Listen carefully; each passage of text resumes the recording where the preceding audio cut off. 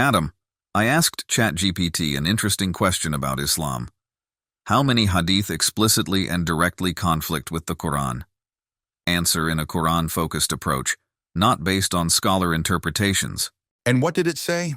The response was, while there is no definitive count, a Quran-focused approach would identify at least several dozen hadith as directly conflicting with clear Quranic principles. These conflicts are most apparent in areas like treatment of non-Muslims, intercession, compulsion in religion, inheritance, and punishment for apostasy. I'm not surprised at all. There are indeed many hadith that clash with both the Quran and even science. When enemies of Islam couldn't find errors in the Quran, they introduced hadiths that could be proven contradictory or irrational. Let's go over some specific examples of these conflicts. This will give you a clear idea of where the Quran and certain hadith completely diverge. Yes, I'd like that. Let's start with the treatment of non-Muslims.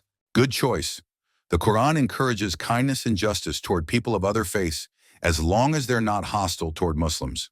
Surah Al-Mumtahana, chapter 60, verse 8. Allah does not forbid you from those who do not fight you because of religion and do not expel you from your homes, from being righteous toward them and acting justly toward them. Indeed, Allah loves those who act justly.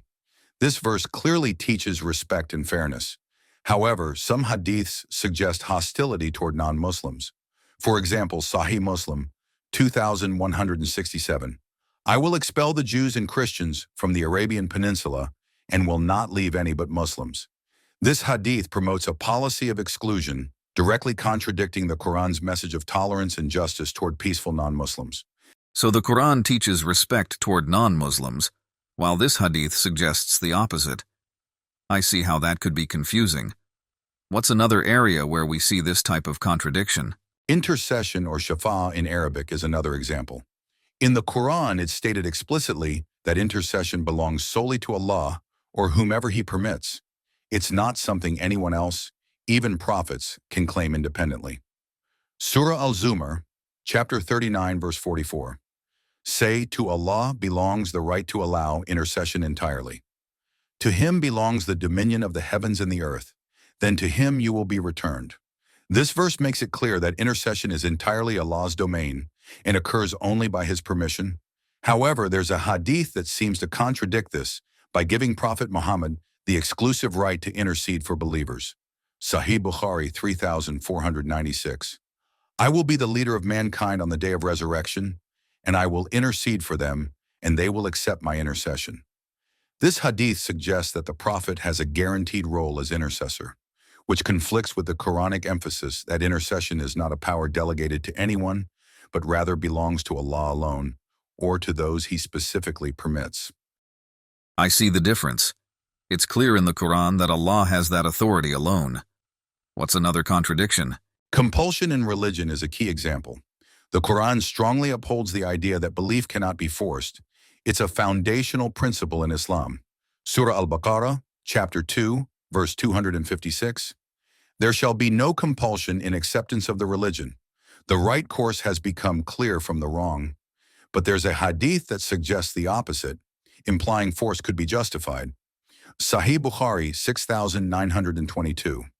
I have been commanded to fight the people until they say, none has the right to be worshipped but Allah. This hadith contradicts the Quran by introducing an element of coercion, which goes against the principle that faith must come freely from the heart. Yes, that's completely against the Quranic teaching that belief must be a personal choice. Do you have one more example? Certainly. The issue of punishment for apostasy is another area of conflict. The Quran doesn't specify any worldly punishment for those who leave Islam. It speaks of personal accountability and leaves judgment to Allah in the hereafter. Surah Al-Baqarah, chapter 2, verse 256. There shall be no compulsion in acceptance of the religion. The right course has become clear from the wrong. Surah Al-Nahl, chapter 16, verse 125. Invite to the way of your Lord with wisdom and good instruction, and argue with them in a way that is best. However, a well-known hadith prescribes death as the punishment for apostasy. Sahih Bukhari 3017. Whoever changes his religion, kill him. This directly opposes the Quranic approach, which emphasizes freedom of belief and non-coercion.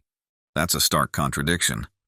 The Quran emphasizes freedom in matters of faith, but this hadith takes an entirely different stance. Exactly. These examples highlight some of the conflicts between certain hadith and the teachings of the Quran.